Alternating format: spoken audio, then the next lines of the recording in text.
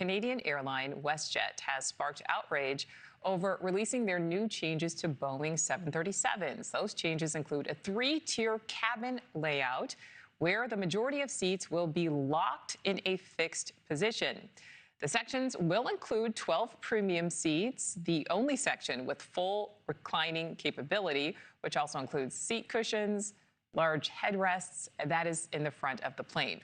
36 extended comfort seats located mid-cabin also partially recline and offer extra leg room, but in economy, the majority of the seats will not recline at all. So the airline claims this is a revenue strategy for all budget types and price points. I'd like to welcome in Senior Editorial Director of The Points Guy, Nick Ewen. Nick, great to see you. What is your reaction to this upcoming change by WestJet? Well, it's certainly innovative in that we haven't seen it from other airlines. It does fit with kind of the overall strategy that we've seen of airlines charging for just about anything that they can on a plane. A lot of the budget carriers that came up over the last couple of decades charge for any seat assignment whatsoever. So I do think it's interesting. Some of the backlash potentially indicates that travelers are not yet on board with having a complete inability to recline their seats. So only time will tell whether this will actually be successful. Yeah, I think there's a lot of eye rolling initially. However, as we saw in those videos, reclining seats really are at the heart of a lot of the confrontations that we have seen go viral on social media. People have strong opinions either way. Some people say, hey, I paid for it, I should be able to recline. Is this possibly the solution to that?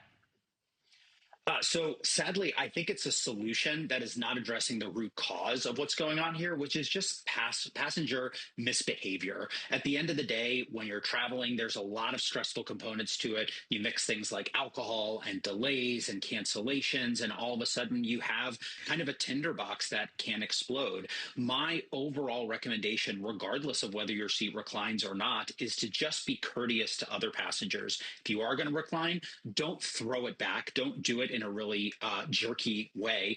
Do it respectfully. And if I recline a seat, which I try to do very minimally, and someone asks me, hey, I'm trying to get some work done, would you mind putting it back up?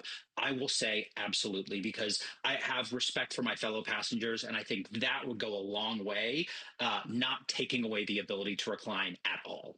Yeah, Nick, as we're talking, I'm watching these videos. Oh, my goodness. Do you think we are going to see other airlines follow suit here? I don't think so. WestJet was in the process of needing to refit these economy-only configurations. So I think they're testing the waters with something new like this. Ultimately, what I would love to see is the ability to recline without actually having the seat go backwards. So there are some planes, I fly them a decent amount in Europe, where it's actually a fixed shell design where if you want to recline, you actually sacrifice a little legroom because your seat cushion slides forward.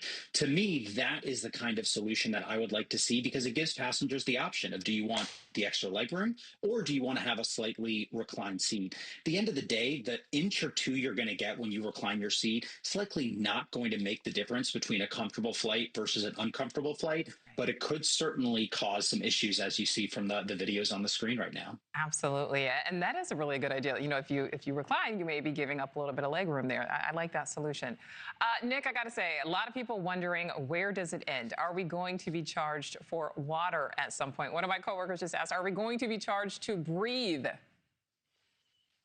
I mean, this is the trend that we've seen. Airlines are willing to charge for anything, and ultimately, the most important things that consumers can do is vote with their wallets. If they have an airline that is charging them for a variety of things that they simply aren't willing to pay, go with an airline that's going to include those in the ticket cost. Remember, 15, 20 years ago, we didn't have basic economy. We didn't have these no frills seats, and they are great for some people who are only going to bring a personal item and are totally fine bringing their own food on board.